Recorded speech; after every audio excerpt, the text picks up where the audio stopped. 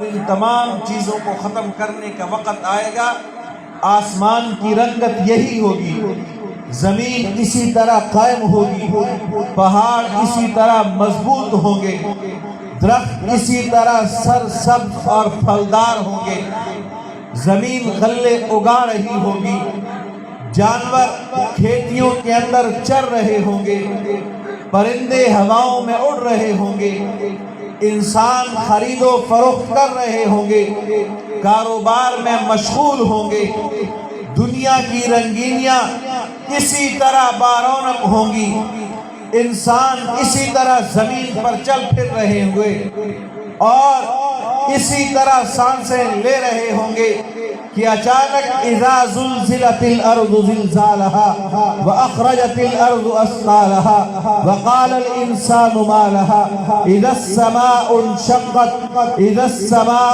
انفطرت، یہ منظر قائم ہو جائے گا، زمین میں زلزلے شروع ہو جائیں گے، مضبوط پہاڑ روئی کی مانند اڑنے لگ جائیں گے اور آسمان ٹوٹ پڑے گا، سورج چاند ستارے بے نور ہو جائیں گے، اور اس دن ایک قیامت کا سما ہوگا، دنیا کے فنا کا سما ہوگا، دنیا ختم ہو جائے گی۔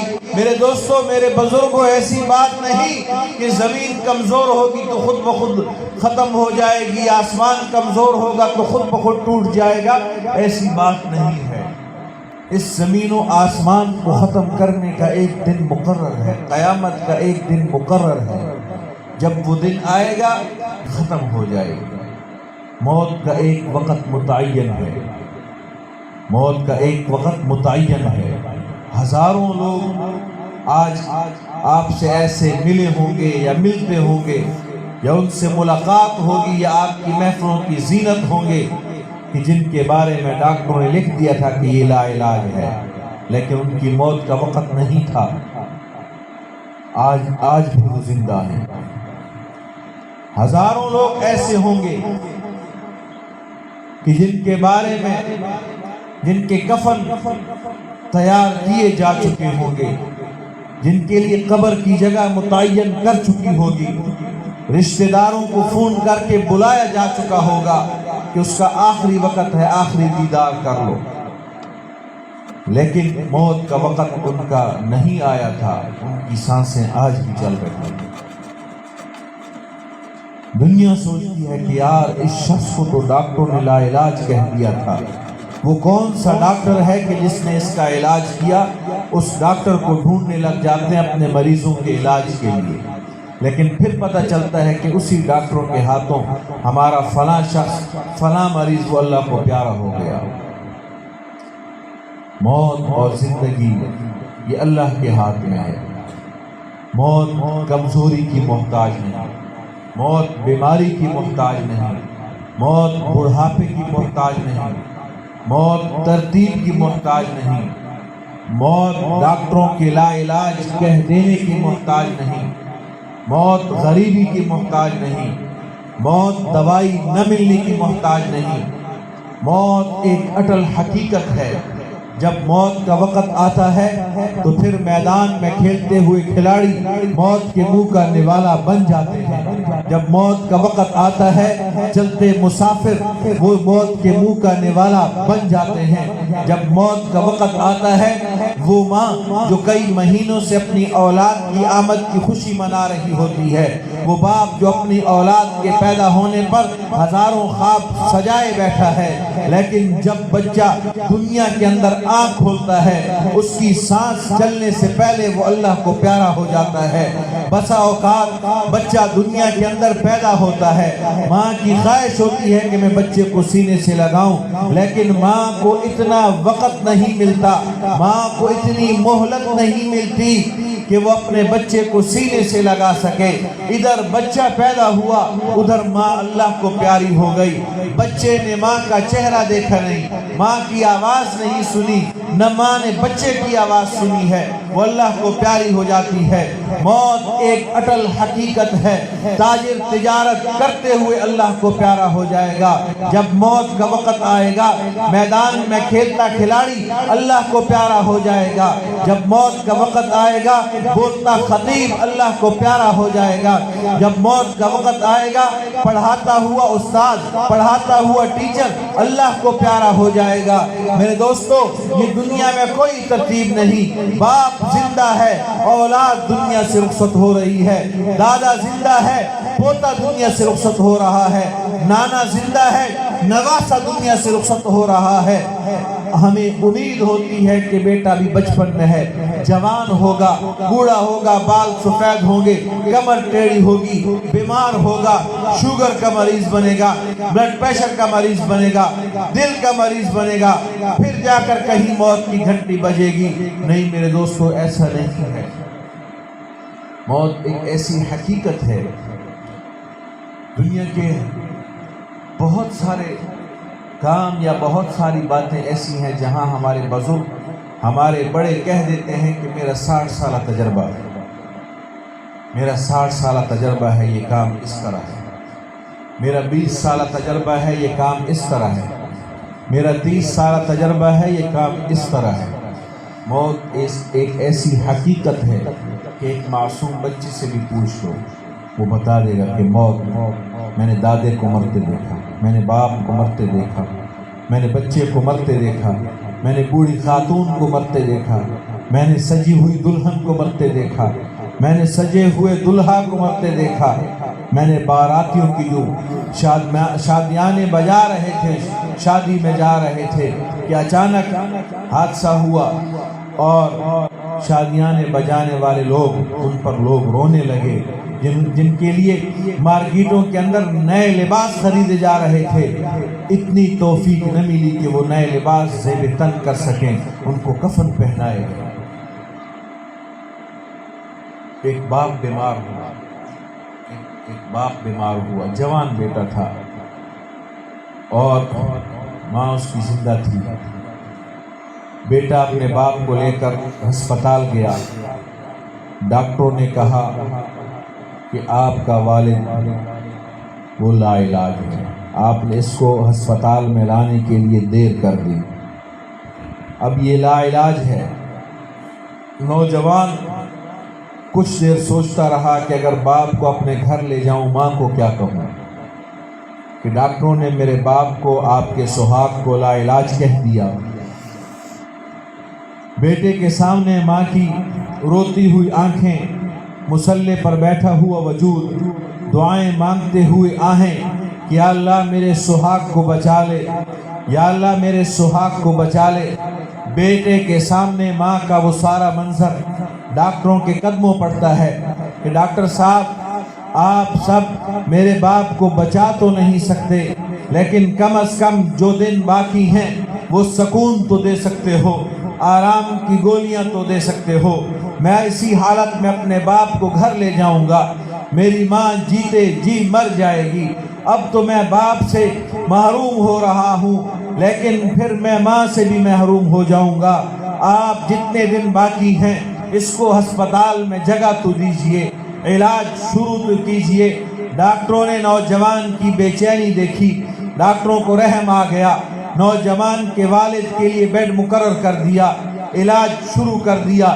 دن گزرتے گئے باپ کو صحت ملتی گئی، دن گزرتے گئے باپ کو صحت ملتی گئی۔ ایک دن ایسا آیا کہ ڈاکٹروں نے کہا کہ آپ کا والد بالکل ٹھیک ہے، آپ اس کو گھر لے جا سکتے ہیں۔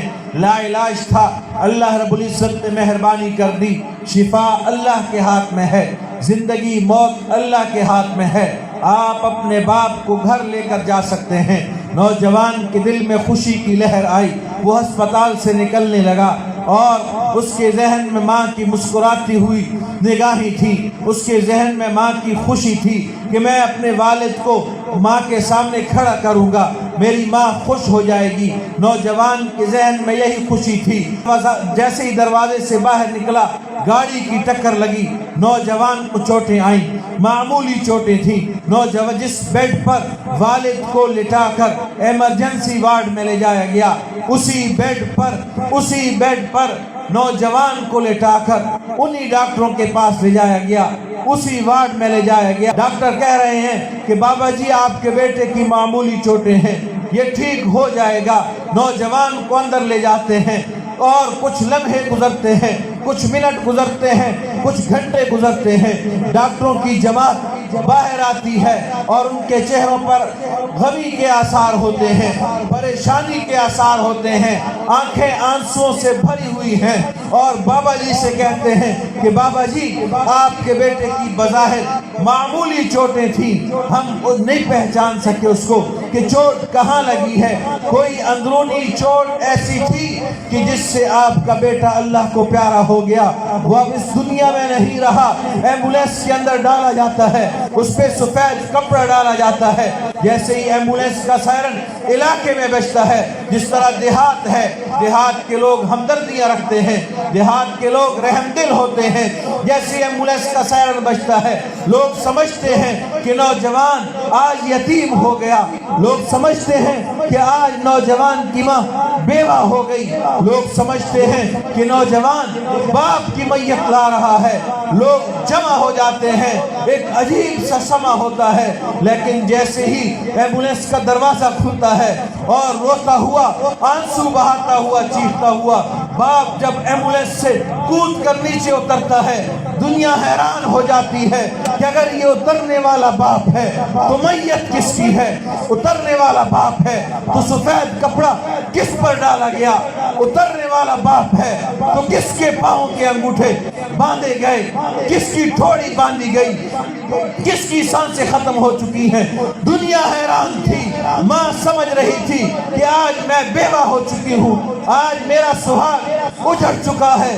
لیکن جیسے ہی دیکھا کہ اترنے والا تو میرا سہاگ ہے، میرا صحیح سلامت ہے، اپنے سہاگ کا گریبان پکڑ کے پوچھتی ہے کہ اگر تو صحیح سلامت ہے تو پھر یہ میت کس کی ہے؟ دنیا والوں بتاؤ کہ میت کس کی ہے؟ اس کے کان میں بتایا جاتا ہے اور میت کے چہرے سے پردہ ہٹایا جاتا ہے۔ جب اس بوڑھی خاتون کی نگاہیں بیٹے پر پڑتی ہیں تو لوگوں سے چیخ چیخ کر پوچھتی ہیں کہ میری نگاہیں خراب ہیں یا مجھے کچھ دکھائی نہیں دیتا یا کچھ سنائی نہیں دیتا؟ تم کہتے کچھ ہو اور میں سنتی کچھ ہوں، مجھے نظر کچھ آ رہا ہے۔ میں دعائیں کس کی سلامتی کی مانگ رہی تھی؟ میں کس کی سلامتی کی دعائیں مانگ کر رب سے التجائیں کر رہی تھی؟ میرے وہم و خیال میں نہیں تھا کہ میں رب سے سہاگ کی دعائیں تو مانگ رہی ہوں، اپنی جھولی کی دعائیں نہیں مانگ رہی، اپنے بیٹے کی سلامتی کی دعائیں نہیں مانگ رہی۔ دنیا حیران تھی کہ کفن تو باپ کے لیے خریدا تھا، دنیا حیران تھی کہ لوگ تو باپ کے جنازے میں تیاری کے منتظر تھے، مہمانوں کو باپ کے لیے بلایا گیا تھا، رشتہ داروں میں اطلاع باپ کی دی گئی تھی، لیکن میت بیٹے کی آئی ہے۔ یہ دنیا اور یہ دنیا کی حقیقت یہی ہے میرے دوستوں۔ مارکیٹ میں کفن کس کے لیے تیار ہوتا ہے، پہنایا کس کو جاتا ہے؟ استاد شاگردوں کو پڑھا رہا ہے، بلیک بورڈ پر طلباء کو متوجہ کر کے سمجھا رہا ہے، کرسی میں بیٹھ جاتا ہے، چہرے پر پسینے کے آثار، جیسے پریشانی اچانک آ جائے۔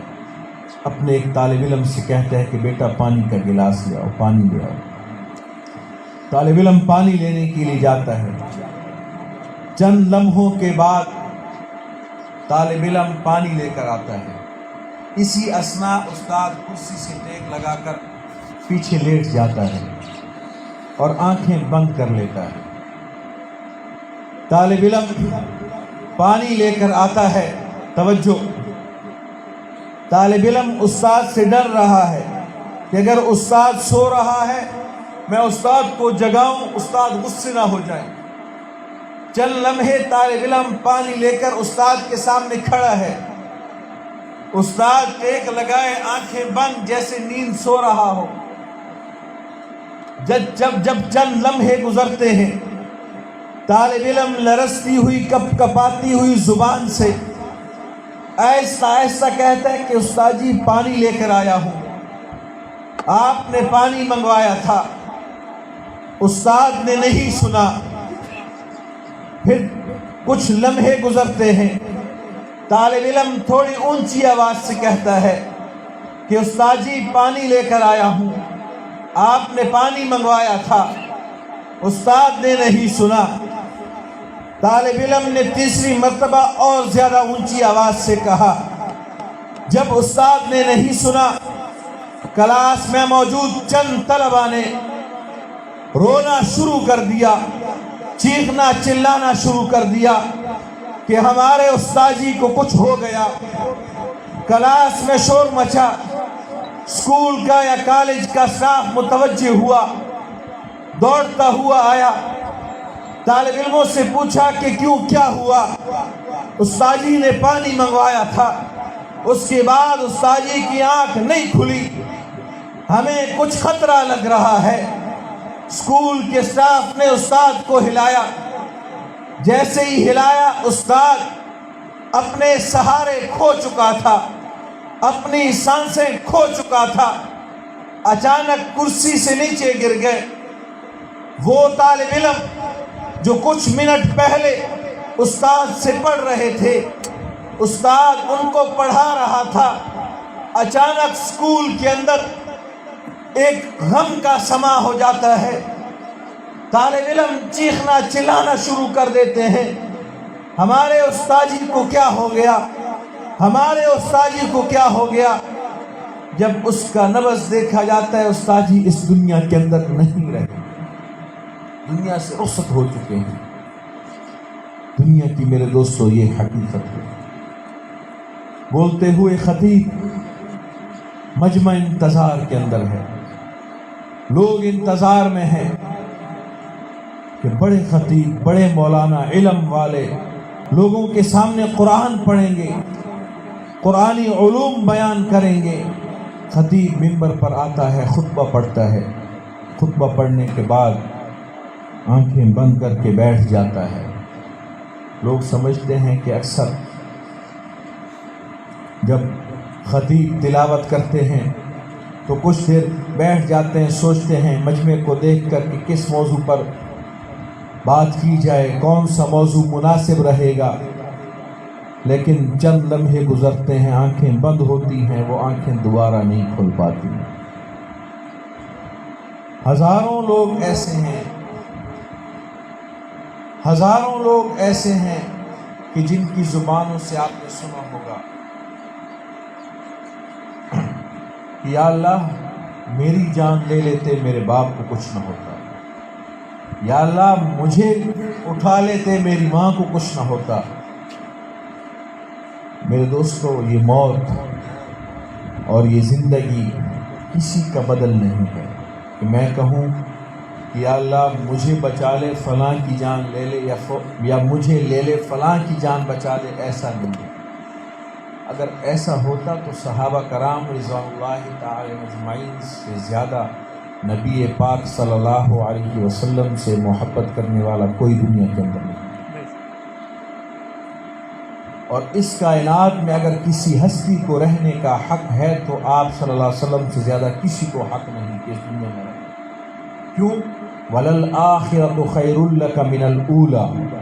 آپ صلی اللہ علیہ وسلم کی ہر آنے والی گھڑی پہلے والی گھڑی سے بہتر ہے، بہتر ہوتی چلی جائے گی۔ آپ صلی اللہ علیہ وسلم کی شان میں اضافہ ہوتا چلا جاتا ہے۔ وَلَلْآخِرَةُ خَيْرٌ لَكَ مِنَ الْأُولَى۔ اور میں اور آپ کسی کے بارے میں، اپنے بارے میں یہ نہیں کہہ سکتے کہ یہ شخص نیک ہے، آج نیک ہے، کل پتہ نہیں کیا ہوگا۔ آج اگر اس نے اتنی نیکیاں کی ہیں، کل پتہ نہیں کمی ہوتی ہے، اضافہ، ہمیں کوئی پتہ نہیں ہے کہ ہمارا ایمان آج جس لیول پہ ہے کل کس لیول پہ ہوگا۔ لیکن آپ صلی اللہ علیہ وسلم کو اللہ رب العزت نے فرما دیا تھا وَلَلْآخِرَةُ خَيْرٌ لَكَ مِنَ الْأُولَى۔ آنے والی گھڑی پہلے والی گھڑی سے بہتر ہوگی۔